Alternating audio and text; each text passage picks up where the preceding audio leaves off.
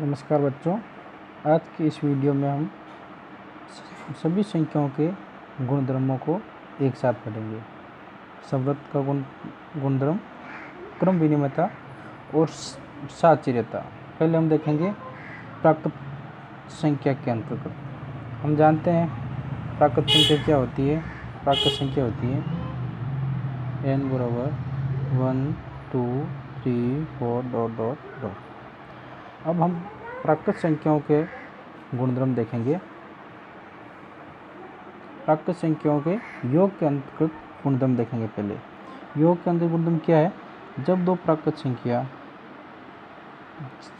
प्राकृत संख्याओं का योग भी एक प्राकृत संख्या आएगी तो ये योग के अंतर्गत समृत होगी। 1 + 2 कितना आ गए? 3। 2 + 3 कितना आ गए? 5। या 3 भी प्राकृत संख्या या 5 भी प्राकृत संख्या, तो हम यहाँ आएगा योग के अंतर्गत समृत है। हाँ, योग के अंतर्गत समृत है। दूसरा हम देखेंगे वैकलन, यानी बाकी के अंतर्गत समृत है या नहीं है। बाकी जब दो हम प्राकृत संख्याओं की बाकी देखेंगे, 2 - 1 1 आ गया। 1 यहाँ प्राकृत संख्या है। 3 - 4 -1 आ गया। यहाँ -1 एक प्राकृत संख्या नहीं है, ये एक पूर्णांक है, अतः ये वैकलन के अंतर्गत समृत नहीं है। गुणन के अंतर्गत समृत होगी। जैसे हम देखते हैं 2 × 1 3, ये भी प्राकृत संख्या। 4 × 1 4, ये भी प्राकृत संख्या। तो गुणन के अंतर्गत समृत है। हाँ, और भाग के अंतर्गत समृत है या नहीं है देखेंगे। 1/2 1/2 एक परिमेय संख्या आ गई। 2/3 ये भी एक परिमेय संख्या आ गई। तो भाग के अंतर्गत समृत नहीं है। अब हम देखेंगे पूर्ण संख्या के अंतर्गत समृत है या नहीं है। पूर्ण संख्या क्या होती है? जो संख्या 0 से 1 शुरू होगी, 1 2 3 ऐसे अनंत तक चलेगी, वो एक पूर्ण संख्या है। अब पूर्ण संख्या में पहले तो योग के अंतर्गत देखेंगे। योग 1 + 1 कितना आ गया? 2। 2 + 3 कितना आ गया? 5। 0 + 1 कितना आ गया? 1। ये प्राकृत संख्या ये पूर्ण संख्या आ गई। दो पूर्ण संख्याओं का योग एक पूर्ण संख्या आती है, तो ये योग के अंतर्गत समृत होगी। ये इसका देखते हैं। 2 - 1 1 आ गया।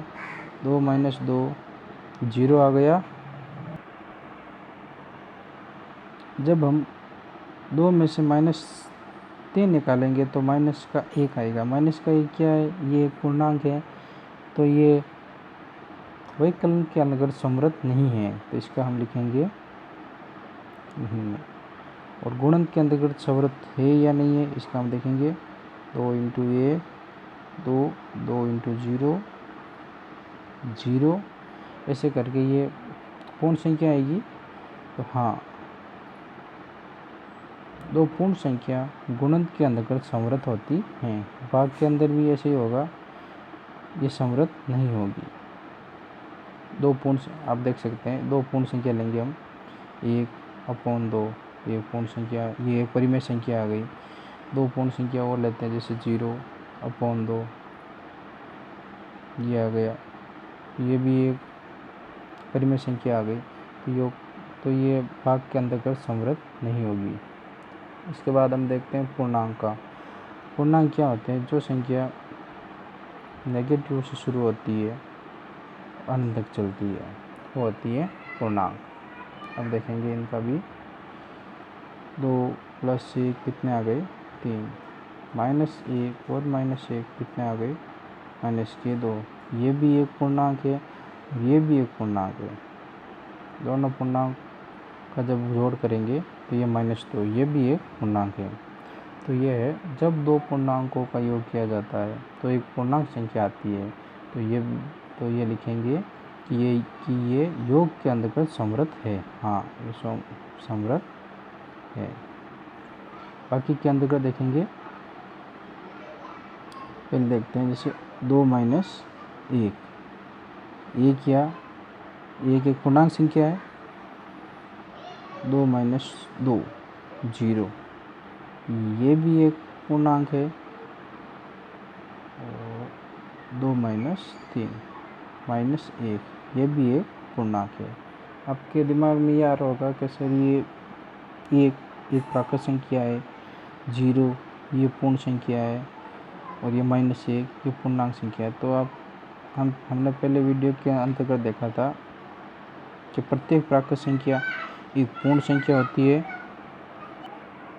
पहले वीडियो के अंतर्गत देखा था प्रत्येक प्राकृत संख्या एक पूर्ण संख्या होती है, प्रत्येक पूर्ण संख्या पूर्णांक होता है। तो ये पूर्णांक तो है ही है, साथ पूर्ण संख्या भी है और प्राकृत संख्या भी है। यहाँ हम पूर्णांक का अध्ययन कर रहे हैं, तो ये यहाँ पर एक पूर्णांक कहलाता है। तो हम देखेंगे दो पूर्णांकों का व्यवकलन किया जाता है, तो वो व्यवकलन के अंतर्गत संवृत है। हाँ, संवृत होगी। ये गुणन के अंतर्गत भी संवृत होगी। आप दो पूर्णांकों को गुणा करके देख लीजिए, ये हमेशा पूर्णांक ही आता है। -1 का -1 के अंतर करेंगे -1, 2 का -1 से गुणा करेंगे -2, ये तीनों ही पूर्णांक आ गए, तो ये है संवृत है। भाग के अंतर्गत ये संवृत नहीं होगी। देखते हैं कैसे। भाग के अंतर्गत देखेंगे 1/2, ये परिमेय संख्या आ गई। जब हम 0 का 1 के अंदर भाग देंगे, कितनी बार जाएगा? 0 बार। जब हम 5 के अंदर -2 का भाग देंगे तो भी भाग नहीं जाता, ये भी एक परिमेय संख्या आती है। तो दो पूर्णांकों का भाग किया जाता है तो एक पूर्णांक प्राप्त नहीं होता है, हमें एक परिमेय संख्या प्राप्त होगी। तो हम लिखेंगे भाग के अंतर्गत ये संवृत नहीं है। तीसरा हम देखते हैं परिमेय। हमें पता है परिमेय संख्या किसे कहते हैं। जब दो परिमेय संख्याओं का योग करेंगे 1/2 + 1/3, इनका लसक आ जाएगा 6, 3 + 2 बराबर 5/6। जब दो परिमेय संख्याओं का योग किया जाता है तो हमेशा एक परिमेय संख्या प्राप्त होती है। तो हम लिखेंगे ये योग के अंतर्गत संवृत है।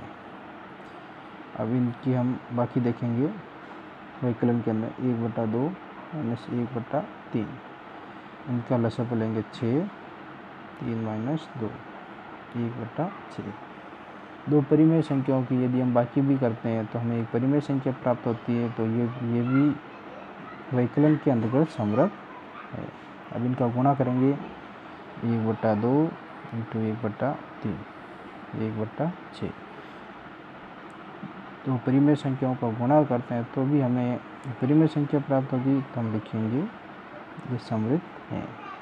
अब लिखेंगे 1/2 का भाग देंगे 1/3 से, भाग देकर देखते हैं 1/2 का भाग 1/3 से, इनका इससे गुणा, इनका इससे गुणा 3/2।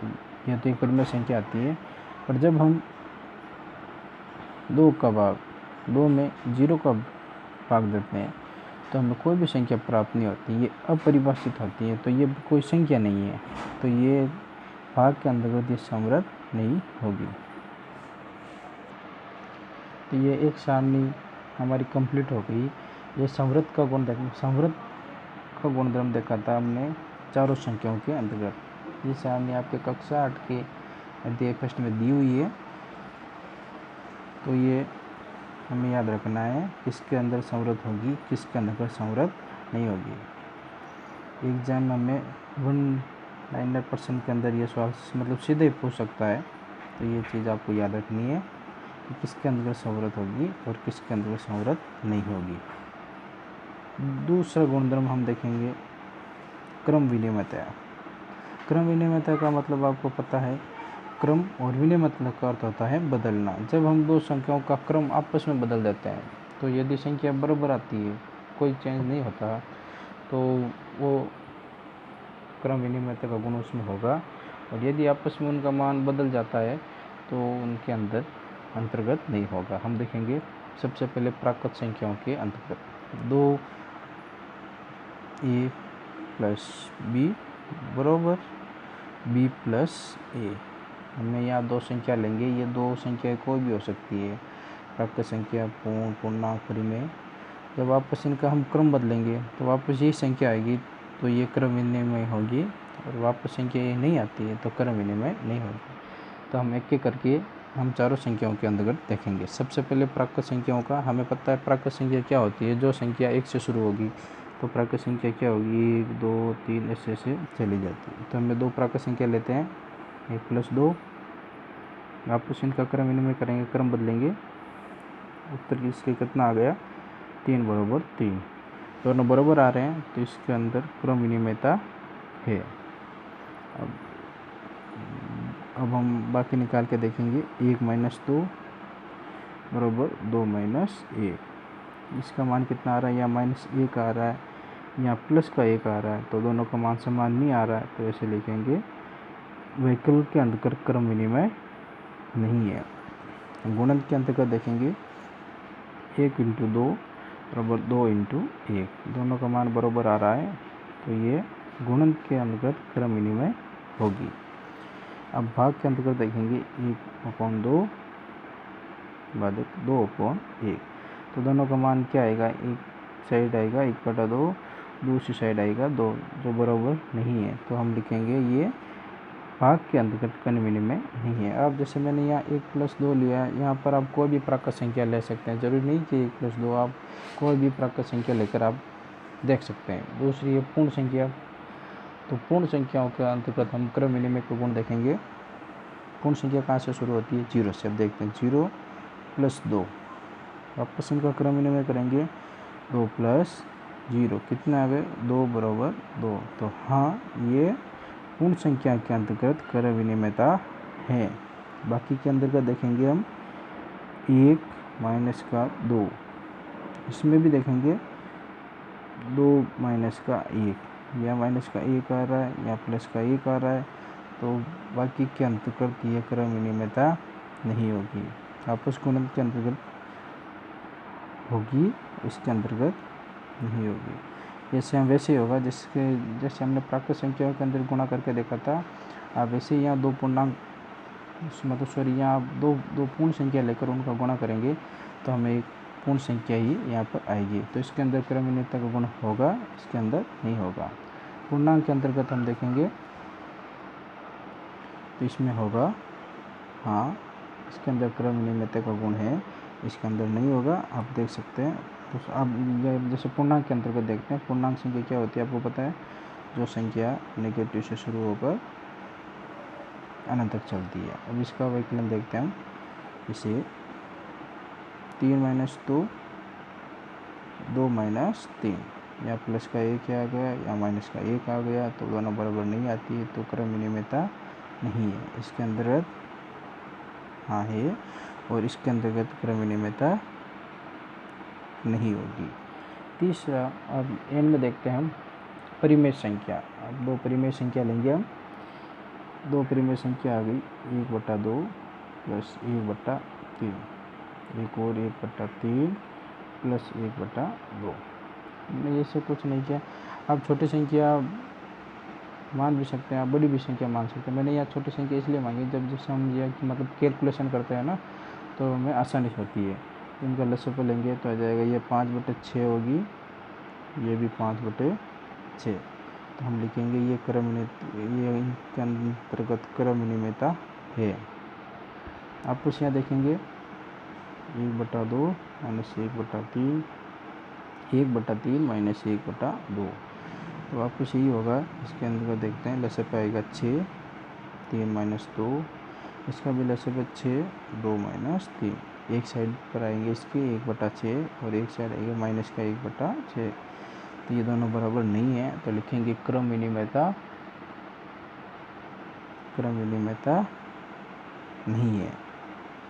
इसके अंदर हम दो परिमेय संख्याओं को गुणा करेंगे, यही संख्या लेते हैं, 1/2 × 1/3, 1/3 × 1/2, 1/6 बराबर 1/6, हाँ इसके अंतर्गत ये समृद्ध है। इसके अंदर वापस देखेंगे ये समृद्ध है या नहीं है।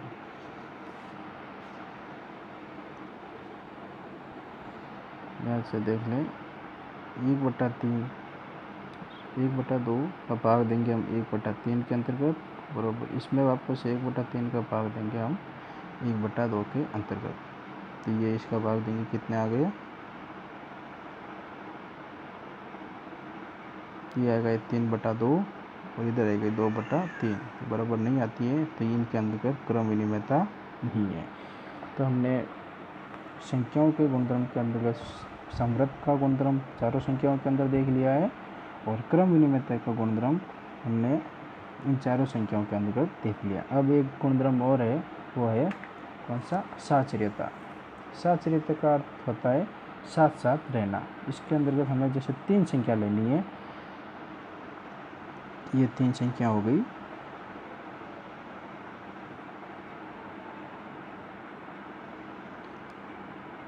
ये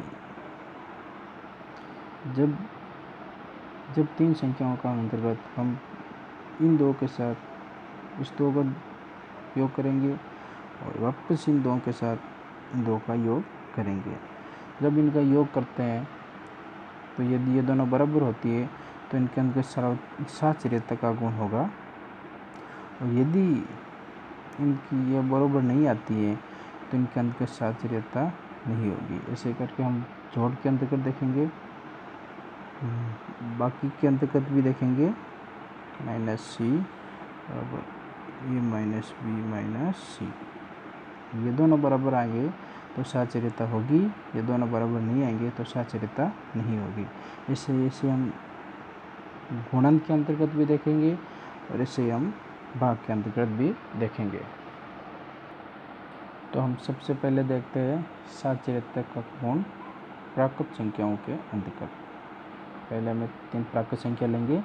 हमें पता है प्राकृत संख्या क्या होती है, 1 2 3 4 ऐसे चल के ऐसे हमें 3 प्राकृत संख्या लेंगे, 1 2 है, ये 3 है। तो ये हम योग के अंतर्गत देखेंगे, जब 1 + 2 + 3 बराबर 1 + 2 + 3, इसका मान कितना आ गया, 5 और 6, का मान कितना आ गया, 5 और 6, दोनों का मान बराबर आ रहा है, तो हम लिखेंगे ये साचर्यता है, हाँ साचर्यता है। दूसरा हम देखेंगे बाकी के अंतर्गत। बाकी के अंतर्गत हम ये फॉर्मूला लगाएंगे, हम देख सकते हैं 1 - 2 - 3 वापस 1 - 2 - 3, ये कितना हो गया, 1 माइनस का 1, ये प्लस के 2 है, ये माइनस के 3 है, माइनस का 1 आ गया, ये माइनस का 1 बच गया, ये माइनस का 3। अब कोष्टक के अंतर्गत माइनस का चिन्ह है और कोष्टक के अंतर्गत बाहर भी माइनस का चिन्ह है। जब हम माइनस माइनस का गुणा करेंगे तो ये प्लस आएंगे, 1 + 1, ये आ गया, -1 और -3 को जोड़ेंगे तो ये आएंगे +के 4। तो यहाँ पर दोनों का मान बराबर नहीं आ रहा है, तो हम देखेंगे वैकल्पिक के अंतर्गत साचर्यता नहीं है, नहीं। अब देखते हैं गुणन के अंतर्गत। गुणन के अंतर्गत भी हमें ऐसे ही करना है, 3 संख्या लेनी है और इनके अंतर्गत जैसे हमने जोड़ बाकी के अंतर्गत किया था वैसे ही यहाँ पर करना है। ये 3 प्राकृत संख्या है, इनका हम गुणन करेंगे, 1 × 2 × 3, 1 × 2 × 3, पहले के करेंगे 6 × 1 2 × 3, तो यहाँ पर दोनों का मान 6 बराबर 6 बराबर आ रहा है, तो इनका अंतर्गत साचर्यता हाँ है। फिर हम देखते हैं भाग के अंतर्गत, ये आ गई हाँ भाग, 1 का भाग देंगे हम पहले इसके अंतर्गत, 1/2/3। सबसे पहले हम इनका भाग देंगे, 1/2/3 बराबर 1/2/3। यहाँ देखते हैं ये कितनी आ गई, 1 के अंतर्गत 2/3 का भाग देंगे तो ये आ जाएगी 3/2 और 1/2 के अंतर्गत हम 3 का भाग देंगे तो ये आ जाएगी 1/6। 3/2 आएगी 1/6 बराबर नहीं आते हैं तो इनके अंतर्गत साचर्यता नहीं। जिससे हमने प्राकृत संख्याओं के अंदर साचर्यता निकाली थी वैसे हमने 3 पूर्ण संख्या लेके फिर 3 पूर्णांक संख्या लेके हम ऐसे निकालेंगे तो ये आ जाएगी। इसके अंतर्गत पूर्ण संख्या भी समृद्ध होगी, ये नहीं होगी, ये नहीं होगी, सॉरी ये होगी और ये नहीं होगी। पूर्णांक भी योग के अंतर्गत साचर्यता है, ये नहीं है, ये होगी और ये नहीं होगी। अब हम देखते हैं परिमेय संख्याओं के अंतर्गत। परिमेय संख्याओं के अंतर्गत हम देखेंगे कि ये साचर्यता है या नहीं है। वही करना है, हमें 3 परिमेय संख्या लेनी है तो हम 3 परिमेय संख्या